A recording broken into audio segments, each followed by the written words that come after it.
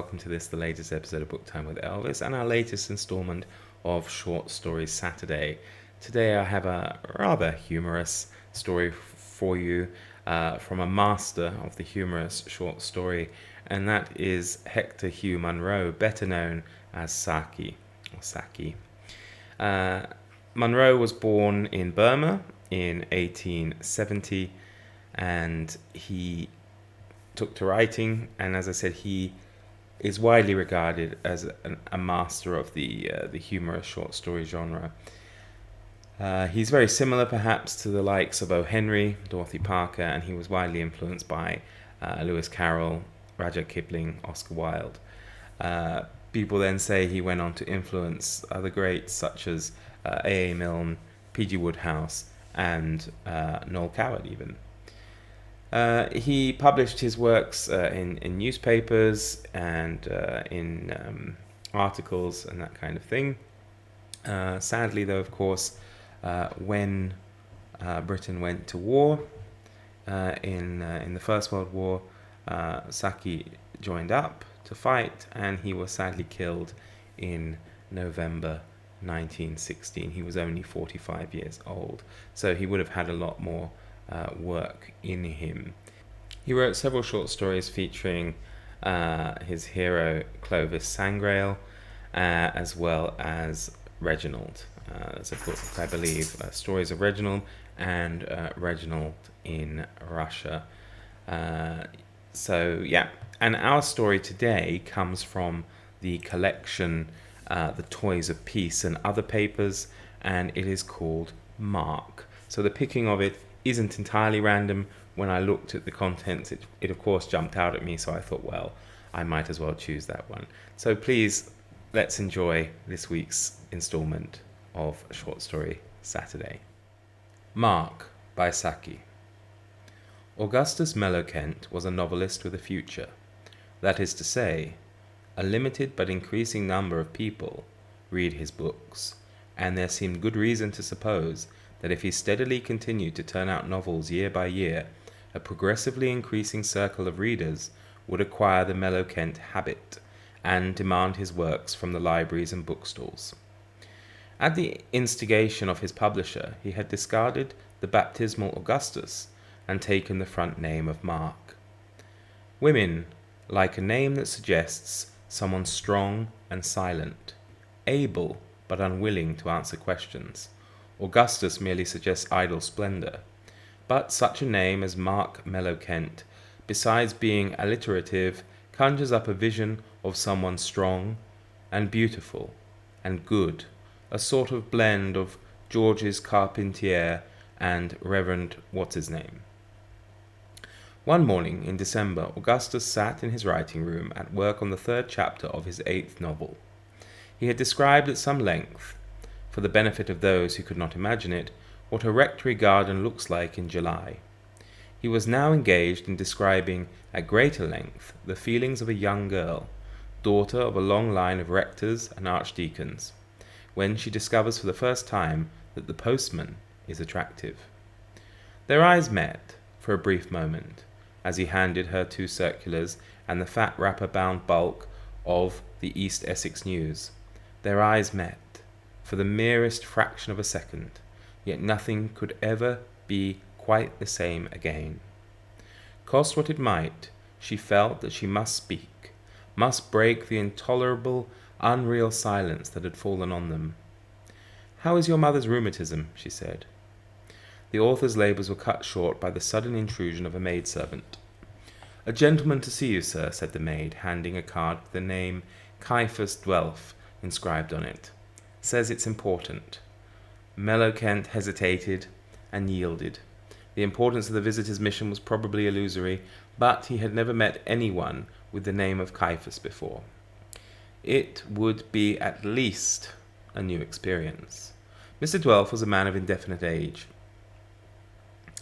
His high, narrow forehead, cold grey eyes, and determined manner bespoke an unflinching purpose. He had a large book under his arm, and there seemed every probability that he had left a package of similar volumes in the hall. He took a seat before it, and it had begun. He took a seat before it had been offered him, placed the book on the table, and began to address Mellowkent in the manner of an open letter. You are a literary man, the author of several well-known books. I'm engaged on a book at present. Rather busily engaged, said Mellowkent pointedly. Exactly, said the intruder. Time with you is a commodity of considerable importance. Minutes even have their value. They have, agreed Mellowkent, looking at his watch. That, said Caiaphas, is why this book that I am introducing to your notice is not a book that you can afford to be without. Right here is indispensable for the writing man. It is no ordinary encyclopedia, or I should not trouble to show it to you. It is an inexhaustible mine of concise information. On a shelf at my elbow, said the author, I have a row of reference books that supply me with all the information I'm likely to require.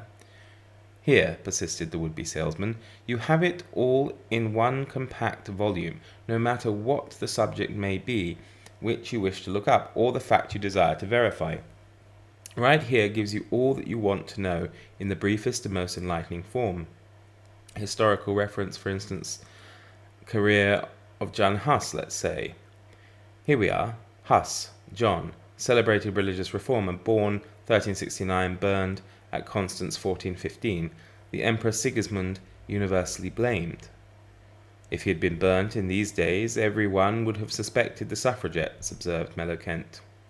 Poultry keeping, now, resumed Caiaphas, that's a subject that might crop up in a novel dealing with English country life.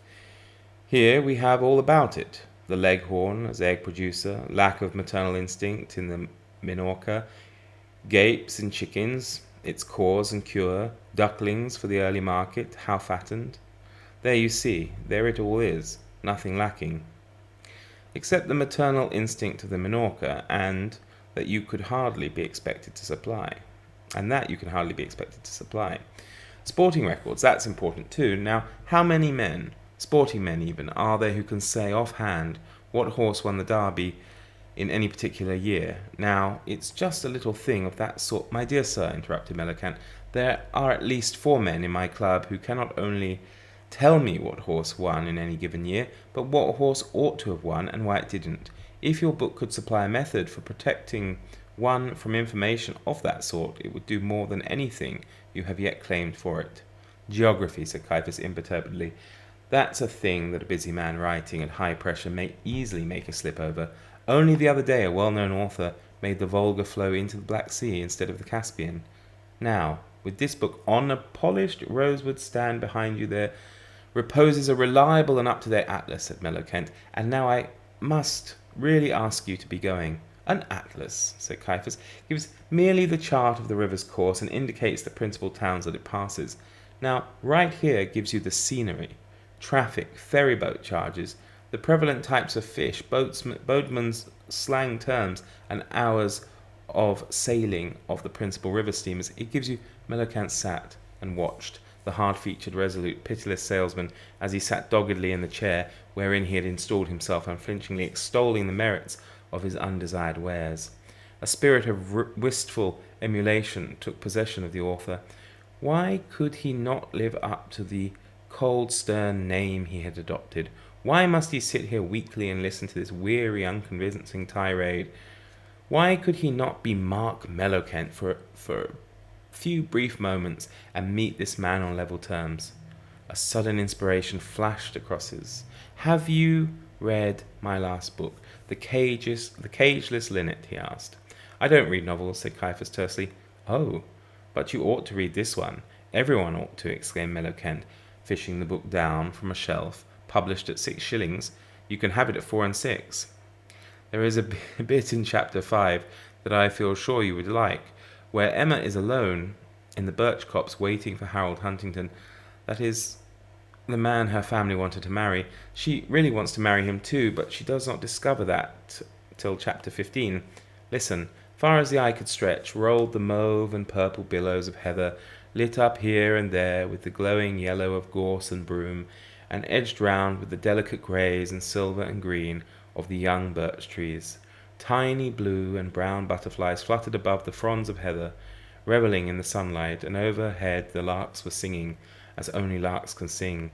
It was a day when all nature In right here, you have the full information on all branches of nature study, broke in the book agent, with a tired note sounding in his voice for the first time. Forestry, insect life, bird migration, reclamation of wastelands. As I was saying, no man who has to deal with the varied interests of life. I wonder if you would care for one of my earlier books, The Reluctance of Lady Cullumpton, said Mellowkent, hunting again through the bookshelf. Some people consider it my best novel. Ah, here it is. I see there are 1 or 2 spots on the cover, so I won't ask more than 3 and 9pence for it. Do let me read you how it opens. Beatrice, Lady Cullumpton, entered the long, dimly lit drawing-room, her eyes blazing with a hope that she guessed to be groundless, her lips trembling with a fear that she could not disguise. In her hand she carried a small fan, a fragile toy of lace and satinwood. Something snapped as she entered the room. She had crushed the fan into a dozen pieces. There, what do you think of that for an opening? It tells you at once that there's something afoot. I don't read novels, said Caiaphas sullenly. But just think what a resource they are, exclaimed the author, on long winter evenings, or perhaps when you are laid up with a strained ankle, a thing that might happen to anyone. Or if you were staying in a house party with persistent wet weather and a stupid hostess and insufferably dull fellow guests, you would just make an excuse that you had letters to write, go to your room, light a cigarette, and for 3 and 9pence you could plunge into the society of Beatrice, Lady Cullumpton, and her set. No one ought to travel without 1 or 2 of my novels in their luggage as a standby. A friend of mine said only the other day that he would as soon think of going to the tropics without quinine as of going on a visit without a couple of Mark Mellowkents in his kit bag. Perhaps sensation is more your line. I wonder if I've got a copy of The Python's Kiss. Caiaphas did not wait to be tempted with selections from that thrilling work of fiction. With a muttered remark about having no time to waste on monkey talk, he gathered up his slighted volume and departed. He made no audible reply to Mellowkent's cheerful "good morning," but the latter fancied that a look of respectful hatred flickered in the cold grey eyes. That was fun. I enjoyed that. I have to say it's very some other things were quite difficult to pronounce, and I stumbled there a couple of times, so I do apologize. But I'm not a professional. I do the best I can, and often when I read the short story, I might not have read it before. So I want it to be a first time for all of us. So perhaps in the future I should read it out loud once before going on with it. But I enjoyed that. It was humorous. It reminded me of a few comedy sketches and things I've seen since. There's a wonderful joke of the encyclopedia salesman with the 2 Ronnies, where the family the man's trying to sell things to knows absolutely everything, but then when they have to come to work out how much the encyclopedia is going to cost them, none of them can do basic mathematics, and that was very amusing. And I think it's also kind of you can see it in a Seinfeld episode a little bit, when a similar thing when one of these marketing agencies calls up Seinfeld and he says he's extremely busy, can he get the guy's number and call him back? And the guy says, of course I don't give out my number because I might get nuisance calls, and he ends up putting the phone down. But yeah, there we go. That's our first Saki story, and I'm sure I'll be back with more in time. I hope you enjoyed it, and I also hope you enjoy the rest of your weekend. So do take care, everyone. From Elvis and I, all the best. Bye-bye.